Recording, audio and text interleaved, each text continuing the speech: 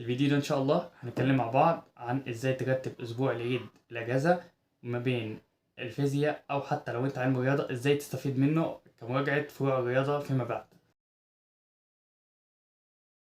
السلام عليكم ابطال ثانويه عامه، عاملين ايه؟ جاي في الفيديو ده ان شاء الله اتكلم معاكم على بعض البوينت اللي ممكن تساعدك تكمل امتحانات وتستفيد ازاي من الاسبوع بتاع الاجازه. اول نقطه حابب اتكلم فيها وهي امتحان الكيمياء. امتحان الكيمياء انا عارف اللي هو جه صعب على الكل ومش جاي صعب عليك او صعب عليكي عشان تقعد تصيح وبتاع. انا معاك اللي انت تصيح وخلص وعيط براحتك، ما بقولكش ما تعيطش، عيط براحتك واعمل اللي انت عايزه، بس خليه مده معينه وخلاص الماده وخلصت انا مش عارف ارجع ليها. دي اول حاجه، ده بالنسبه للكيمياء بالذات. بعد كده عايزك اي ماده انت غلطت فيها سواء مثلا عربي سواء فرنساوي سواء الكيمياء اللي انت مش عارف انت عملت فيها ايه اصلا، خلاص ماضي وخلص وانا ما اقدرش ارجع لورقه الامتحان اعدل حاجه او اصحح حاجه. خلاص ماده وخلصت والحمد لله انا ما عدتش امتحان سواء حليت فيها كويس او ما حليتش فيها يا عم، ماده وخلصت. تاني حاجه انا عايزك يعني تستفيد كده باللي باقي وتستفيد اسبوع الاجازه وتقسمه صح. عندك طبعا الفيزياء بعد العيد ان شاء الله.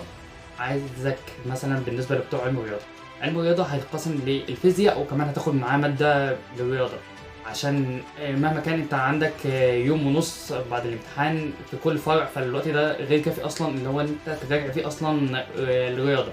فهيكون الوقت مقسم ما بين الفيزياء والرياضه، ده بالنسبه ايه لبتوع علم الرياضه. هيكون مقسم بقى حسب انت الفرع بتاع الرياضه اللي انت ضعيف فيه ايه، فهيبدا تقسم الفيزياء مع فرع من فروع الرياضه. ده بالنسبه لعلم الرياضه. طبعا علم علوم هيكون فيها الفيزياء بس وركز عليها. الفيزياء جت تقيلة شوية السنة اللي فاتت، هتركز لي طبعا على النموذج الاسترشادي لأن هو أهم حاجة وهيجي أقرب للامتحان.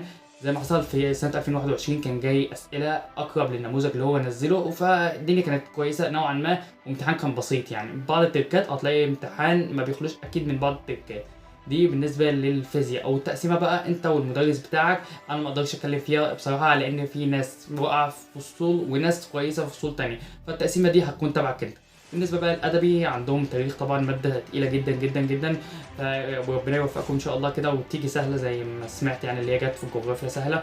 فده بالنسبه للتاريخ والجغرافيا وكل اللي ده. تالت حاجة نقطة أنا عايز أتكلم فيها هي أنت بتخرج بعد الامتحان، أنا خلصت ومفيش أي حاجة، فعايزك بعد إذنك يعني بعد إذنك ما ترجعش بعد الامتحان. ما ترجعش لان انت اول حاجه مش هتستفاد حاجه ولا هتروح تعدي الاجابه ولا هتعمل اي حاجه.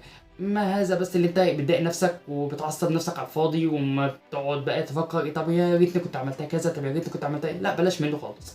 إيه انت خلصت امتحانك، خلصت تقوم مروح نايم لك ساعتين ثلاثه كده تبدا في الماده اللي بعدها على طول، ما تستناش حاجه. خلاص انا خلصت وعملت اللي عليا، وافتكر ان انت مش بتتحاسب على شويه مذاكره اللي انت قاعد تذاكرهم، انت بتتحاسب على نزولك الدرس وبتتحاسب على كل مجهود سواء ذهني او جسدي او كل ده انت بتتحاسب عليه. فما تقلقش. ولو اي امتحان جه صعب او اي امتحان جه صعب فهو جاي صعب على الدفعه كلها مش انت لوحدك. انت لوحدك دي يبقى انت في مشكله عندك. فادام صعب خلاص على الكل، ما تقلقش ما تصحش ما تعيطش، مش هاجل مش هقسم السنه، كل ده مش عايزه. خلاص ما عادش الا ايه حاجات بسيطه وترتاح يا معلم وخلاص ومفيش اي حاجه، وما عادش ثانويه عامه وتركن كل المذاكره دي على جنب كده وتقعد تريح دماغك. وان شاء الله ربنا يوفقكم يعني كل اللي انتوا عايزينه. تالت حاجه بقى او رابع حاجه، انت تستفيد من يوم عرفه جدا وتدعي وتقرب الى الله ادعي كده ولح في الدعاء كده وقول ان شاء الله ربنا يكرمني، وخليك واثق في ربنا مهما كان انت مجهودك ايه وانت عملت ايه. وحتى يا عم الحاج لو ذاكرت ربع ساعه ده مجهودك واللي انت قدرت تعمله، خلاص انا اتذكر كده يقينا ان ربنا مش هيضيع تعبك مجهودك وتعبك طول السنه واهلك ونومك وقله نومك اصلا اللي انت ما كنتش بتنامها، فتذكر يقينا ده هيكون كويس جدا وده كفيل جدا يعني ايه اللي انت تكون مستريح ودماغك يعني كويس يعني. وبعد كده النقطه اللي هي يعني اهم حاجه النقطه اللي بعد كده اللي انت خلاص انا عملت كل اللي عليا وما اقدرش اعمل اي حاجه تانية.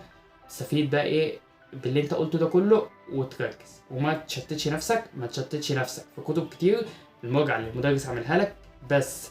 فانا ارشح لكم ان شاء الله يعني مستر محمود مجدي. هو ده كان كفيل جدا ربنا يبارك له، طبعا هو كان كفيل جدا في مراجعته وحتى كان منظم بطريقه كويسه، فده كان كفيل جدا في ايام المراجعه وان شاء الله خير وان شاء الله ربنا يكبر بخاطركم جميعا وتوصلوا للكليات اللي انتوا تتمنوها يا رب.